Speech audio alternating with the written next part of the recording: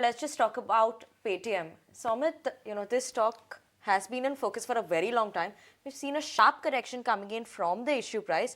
Now, obviously, there's a buyback announcement that did come in last evening. What does this actually indicate? What will this mean for Paytm now going forward?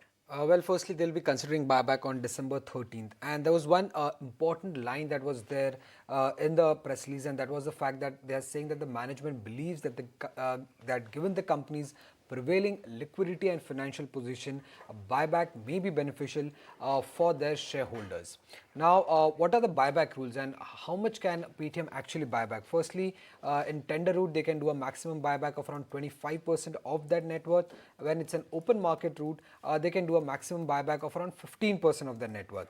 Now, coming on to the resolution part. Now, if they're doing a buyback which is less than 10% of the net worth, then they do not need any special resolution, which means that they do not need to seek other shareholders approval. They can do it only with the board's approval. And if the buyback is more than 10% of the net worth, then they will need a special resolution, which means the shareholders approval is also required here.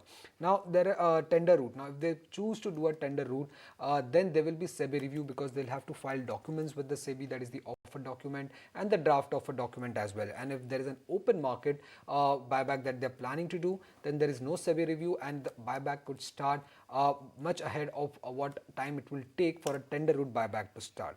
Now, how much can actually Paytm buy back? Now, if you see their cash and cash equivalents, that stood at close to 9,182 crore rupees. But do remember, the entire amount they actually cannot use for buyback. They can only use 3,582 crore rupees. Now, why is this? Because the balance 5,600 crore that is there, that cannot be used for buyback, because that is the fund that they have raised from IPO, and that has been earmarked only to use for growing and strengthening Paytm's ecosystem and for investing in new business. So the amount that they can use for buyback maximum is 3,582 crore rupees.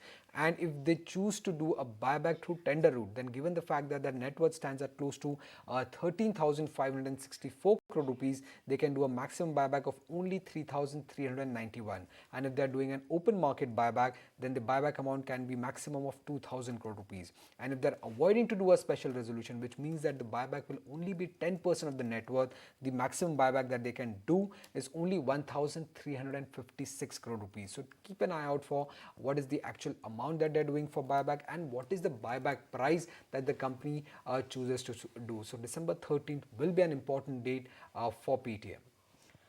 Okay, December 13th is what we are all keeping an eye out on for Paytm.